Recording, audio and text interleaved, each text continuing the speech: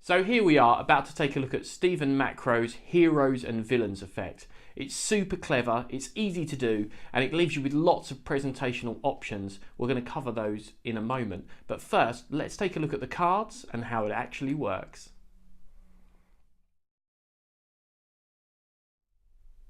So let's take a look at how this trick actually works. Now, Stephen Macrow performs this with both tarot cards and top trump cards, depending on his audience. And we figured we'd just supply you with 2 sets of cards, and then you can choose which one you want to use. If you want to do like a fortune telling sort of aspect, mentalism aspect, or a fun sort of magic thing for children, or well, I say children, but I'm a massive superhero fan as well. So for me and everyone my age, I'll probably still use these. But it just gives you the option.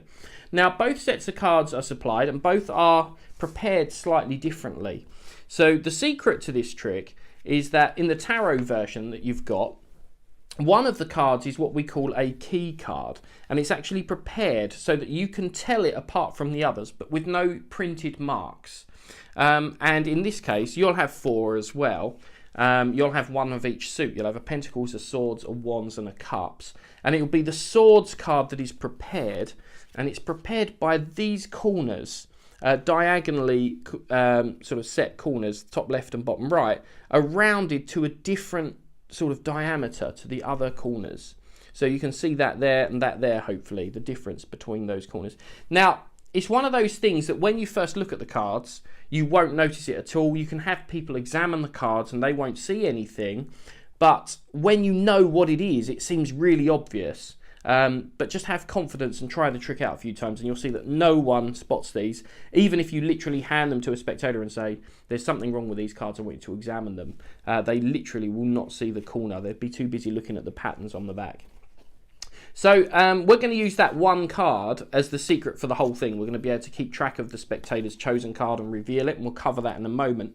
If you don't want to use the tarot version, or you're just going to be using or performing a more family sort of thing, or you prefer just the top trump cards, then there's also a set of these as well. And these are prepared in a slightly different way. One of these is a key card, again, and in my case it's the Scarecrow card here. And what we've done is just trimmed off a tiny fraction from the borders and rounded the corners. So what it means is when you deal them out like this, you can see that the border here, on the right hand side as I look, is nearer to the edge of the card than on the other 3. Now we've done that very slightly just so that it stands up to any amount of examination. If you feel that that's not enough for you to see, you can trim another bit off and round the corners on your key card, that's fine. But either way now, you can pop those cards into your wallet and use either set in exactly the same way. So let's take a look at some presentational ideas and how to actually perform the trick. So here's how to actually perform Heroes and Villains. You bring out your 4 tarot cards. I'm going to show you with the tarot cards for now, but the principle is the same. Obviously, you've got 1 key card that you can keep track of, but these are easier to see on camera. So you give them the 4 tarot cards. I like to introduce them face up. Not everyone knows what tarot cards are, unfortunately. So I say we've got 1 from each suit. We've got the Wands, we've got the Swords, we've got the Pentacles, and we've got the Cups. And I hand them to a spectator and let them look at the cards. Now, because of the corners that we've prepared on the Swords, when they spread them through, the actual key card corner here will be hidden because they tend to take it and spread through and just look like this. So they don't have any worries about them spotting that. They're going to have no chance at all. Then you can have them turn the packet face down and mix the cards around as much as they want. It makes no difference. And because the diagonal corners are prepared, it makes no difference if they turn the cards round while they shuffle or mix them. They can literally, they're completely free to mix them however they like. Once they've mixed them up, you've got a couple of options, and I recommend, especially if you're going to be repeating the trick, changing the procedure each time. So for example, you could spread the cards out on the table, look at them and see where your key card is, so I can tell it's the top one because of the corner, and then invite them to take out any of the cards and take a look at it. So you can turn away at this point because you know your key card's on top, and they take one of the cards at random. Now if you turn back and you see that your key card is missing, then you know automatically which one they've got. They've got the Swords. So that's trick over for you. They've mixed the cards, they've spread them out, all without you looking, and then you've just glanced back, as you say, have you got one? And you do that as they're peeking at the card to see which one they've got. Now, so if they've picked the swords, you're done. You can have them place the card back into the packet. You can have them shuffle it around as much as you want. Then you can either reveal it however you want. You could deal the cards face up and use a pendulum. You could feel the vibes to reveal the sword. You could do it face down. You could deal the cards out and then look for your key card. Turn the key card over to reveal it. Or you could even just verbally reveal it in that case, because you know it's the swords. They could just keep the packet in their hands and you could say concentrate on the one you have. You could tie in a reading element here and say, you know, I think you're going to pick something that represents a challenge and hard work. I think you were drawn towards the swords. So those are your options if they take the key card. Now, if they don't take the key card, it makes no difference to you. So you spread the cards out, they've been mixed, we don't know which one's which, but they take one at random, and when you glance back, you see that your key card hasn't been taken. And in this case, it's in the center of the packet here. That's no problem. What I do is I just square those up, and I say, look at your card and remember it. So they look at the one they've got, and then I have them drop it back onto the packet, and then I say, cut the packet to lose your card. And this is all while my head is still turned away. Cut again, and you can even have them cut a third time. Now, we're using the key card as a kind of floating key. We don't know what their card is, and we don't know where it is right now, but when I spread it out, I know it's going to be 2 cards away from my swords card. So I can spread them out like this. I see my swords card here, and because it was in the middle when the card was replaced, I know it's now going to be the top one. It's not the one directly next to it, but the one above. And that's true no matter how much they cut the packet. So you can go into any of the other reveals. You could use your pendulum again to reveal the one that they selected, in this case the cups, or you could literally reveal it however you wanted. Feel the vibes, do it face up, do it face down, whatever you want to do. And of course, if your key card ends up somewhere different when they've chosen one, like on top, all it changes is where their selection is going to be. So in this case, they've chosen a card, and when I glance back, I see that I've got my 3 cards and my key card on top. I have them drop it on top or on bottom. I think Stephen does that in the performance. He says you can return it to the top or the bottom. It makes no difference. And it won't make any difference to where it ends up with your key card. So it goes back on top or on the face, and they cut the packet, and they cut it as many times as they want. And this time, because my key was on top, I know that, let's cut them again just so we get a different result. Because my key card was directly on top, I know that this one will be the selected tarot card. So you can always reveal it in that way. And that is the basic method, and that is all that you need to know to get you started and performing it. And it's completely indetectable, so well worth trying out for yourself to just see how often you can repeat it, and people have no idea, particularly when you vary the selection. So like I say, sometimes if you spread them out on the table, sometimes have them spread through the cards with the faces towards themselves and remove one and hold it against their chest. And then again, you can quickly just glance back and see whether they've got either the key card or where your key card is ready for the control. One nice point with using tarot cards is a presentational point I always use about having them cut the packet rather than shuffle. Is of course if they pick one of the 3 non-key cards, you can't have them shuffle the packet. They put it back and they cut. But the procedure with tarot cards is that the cards are cut 3 times with your left hand, which is the hand closest to your heart. So I'll either use that sort of presentation, which justifies them cutting instead of shuffling, or I will have them put the cards behind their back, and I say just give them a few cuts rather than try and shuffle them with the cards behind your back. So either way, it kind of completely nullifies that procedure. So that's how you can locate and reveal any card thought of or looked at using Stephen Macrow's Heroes and Villains using the tarot cards.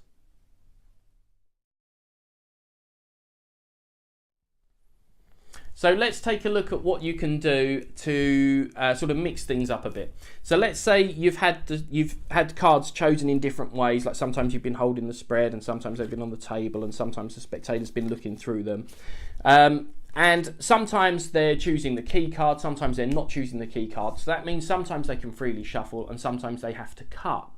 So what happens if your spectator accidentally shuffles, or if you just want to give them that choice? So this is something that I use as a kind of an out for that situation, basically. So what happens is I've got my 4 tarot cards, and I say to the spectator, I want you to remove one you're drawn to, or pick one at random, whatever. And let's say they take one out, so I don't see what it is.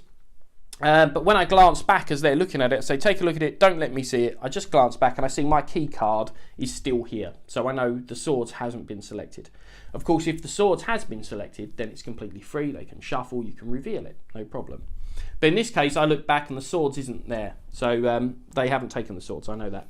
So they look at the one they've got, so in this case it's the cups. Then they put it back and I hand them the packet and I say, shuffle them as much as you want. Or perhaps you hand it to them and say, give them some cuts, and they misunderstand you and they mix them around. Whatever, you can use this as an out. So they shuffle the whole thing around. I don't know what they've chosen or where it is at this point. But all we know is that it's not the swords. And we can use that to then implement Di Vernon's three-way out from out of sight, out of mind. So I show the cards and I arrange them so that the key card is on top. That's the one I know they didn't choose.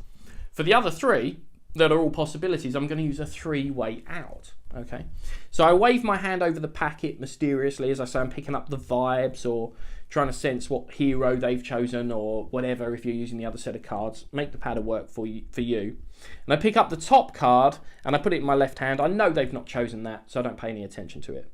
But I wave my hands over both of these packets like I'm not sure. And this is important to get this back and forth thing going on because it's an ambiguity we're going to exploit in a moment. So I then pick up the next card and I peek at it, right? So this is the Pentacles. I place that one down. I remember that's Pentacles. And then I carry on going. I pick up the next one and I peek this one as well. So this is Cups. Okay? And I place that here. And then I wave back and forth some more.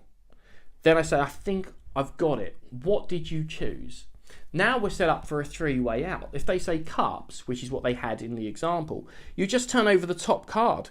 And you know that's Cups because you looked at it. Trick is over. You've apparently stopped dealing in just the right place. If they don't, if they say Pentacles, then that was the first card you picked. So you know you just do a double lift. It looks identical. You hover over both and you say, yeah, I thought so. And you do a double turnover and show the Pentacles. Same trick. And the last option is if they name a card you haven't seen, which would be Wands, then you wave back over and stop. What did you name? You picked the Wands. I thought you must have done. And then it's the only one left on the table.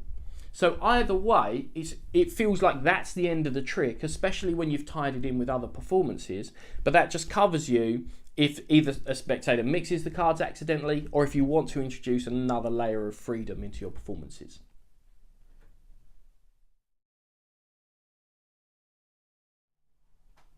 Now we're going to talk about a couple of different ways you can reveal the cards. With the tarot cards, I tend to just stick to waving my hands over it and feeling the vibes or whatever mumbo jumbo you want to put to it. Or I have a pendulum and wave that over the top because I kind of think that fits the theme.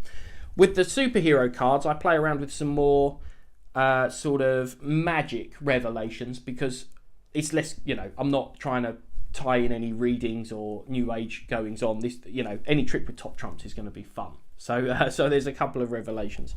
So let's say I've had a card chosen here. So let's say they've chosen whatever this one is, and I fan the cards out and I say slide it back wherever you want. I spot where it goes in relation to my key card. This is my key card in the middle here, the Scarecrow one. I have them squared up and then I give them to the person to give a couple of cuts so I don't know what's gone on. And then when I spread the cards out, I clock where my Scarecrow one is, which is in the middle, and I see, so I know the selection is the one underneath in this case.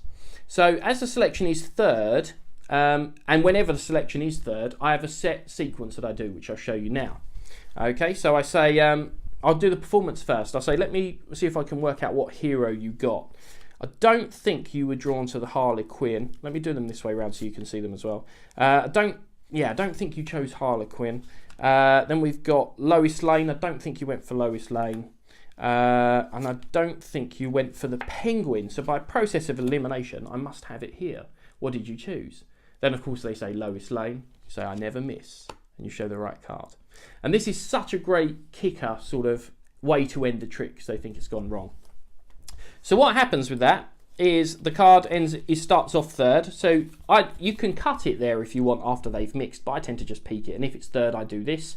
And then I do a different revelation if it's on top or bottom, which I'll show you as well. So if it's third, it's mega easy handling. You do a single, so you just turn over the top card and show whatever card you've got there. I don't think you picked that one. You deal it down to the table. Then you do a double lift, which is super easy with 3 cards. We're just going to push over those 2. Everything above the bottom card gets pushed over and flipped. and you show lowest lane. So this is the selection in their case. You flip the double over again, deal it down to the table and say, I don't think you went for that one. And you want to keep moving here. You don't want them to say, oh no, I did. Just cut them off and just say, and so I don't think you went for this one either. And the third time you take from the bottom of the packet and flip it over on top to show 3 different cards. So you didn't pick Harley Quinn, so I'm pretty sure you must have chosen this one. And then because of the double lift, you've got this great kicker finish where they think the trick's gone wrong. The lowest lane card is down here, and Shazam, there it is. So it's kind of like the fingerprint trick or any sort of gentle sucker trick, but it makes a great revelation.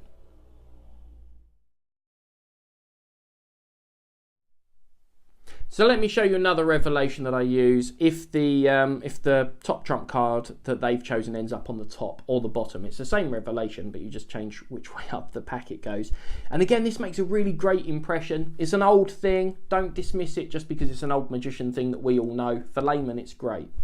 So I've got the same situation before. I've got my 4 cards. Let's say I lay them out. And I say, just take a peek at one, slide it towards yourself and take a peek at one. So they do. I don't see what it is, but I see my key card is in the middle.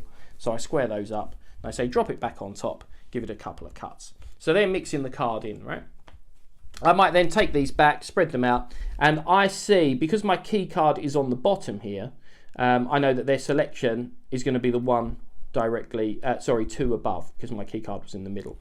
So I'm going to cut the packet so that the selection ends up either on the top or the bottom. Now for me, it ends up more natural if it's on the bottom, because I'm going to take 2 in each hand, gesture, and then put the right cards back underneath. So that was the one they chose, Harley Quinn in this case. And you put the packet into their hand. You say, hold your hand out like this for me, as if you're going to pinch something, and they do. And you put the cards into their grip like that. And now you can do the old slap revelation where they're holding onto the packet and you just slap the cards from here, and the friction will mean they hold onto the bottom card, but the other 3 will drop. So you just hit the cards like that. They're left holding onto one. You can show that these 3 are different, and of course they're left holding onto the one that they're thinking of, or the one that they chose or randomly cut to. Really strong revelation, and like I say, just because loads of magicians know it doesn't mean that it's not effective. And in fact, it's been around so long because it is effective and everyone does it and is surprised by the reaction. And if the selection ends up on top instead, I do the same revelation, but I just do it with the packet face up instead. So I have them pinch the things out, put the cards in their hand that way up, say concentrate on your hero or your villain, and then you hit the card so that they drop and they're left holding the face up one that they're thinking of. So that's another really strong revelation that you can make use of, or you can reveal it in any other way. You can say, you can just reveal that the card has, they've shuffled it to the top themselves. You could just name it, any of the reveals that we've already talked about, but this gives you a couple more options to include in your routine.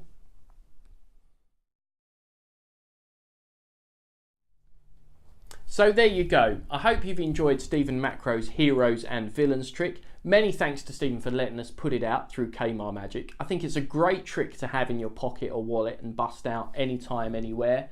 And I love the fact that you've got the tarot cards or the top trump cards, so you can make it fit whatever audience you're performing for, whether it's sensible adults, little kids, or big kids like me. You're covered either way. One thing I should just say, one of the golden rules of any magic trick is not to repeat the trick for the same people. And the strength from this trick comes to me from the fact that it can completely ignore that rule. The more you perform this, the more deceptive it becomes, especially if you mix up the procedures. So be aware that sometimes have them choose from a fan, sometimes have them spread the cards out to themselves like they're playing cards and pull one out, sometimes spread them out on the table. Then reveal the cards differently as well. Sometimes you can just name it if they've taken the key card. Sometimes reveal it by hovering your hand over. Maybe use one of the revelations that we've shown you with the double lift or the slap revelation. Mix it up every time and you'll find that it has this overwhelming effect because people just can't even begin to backtrack a trick that doesn't look the same each time. And all the time, all those procedures are actually hiding just how simple this method is. So yeah, I hope you enjoy the cards. I hope that you see just how effective it is. I imagine some magicians might be like, oh, it's very simple, it's just a key card. But that really undersells how effective it is. And when you see the reactions that Stephen gets, or when you try it yourself, you'll see that this is the sort of thing you want to keep in your wallet and keep on you for the perfect sort of social magic trick anytime, anywhere.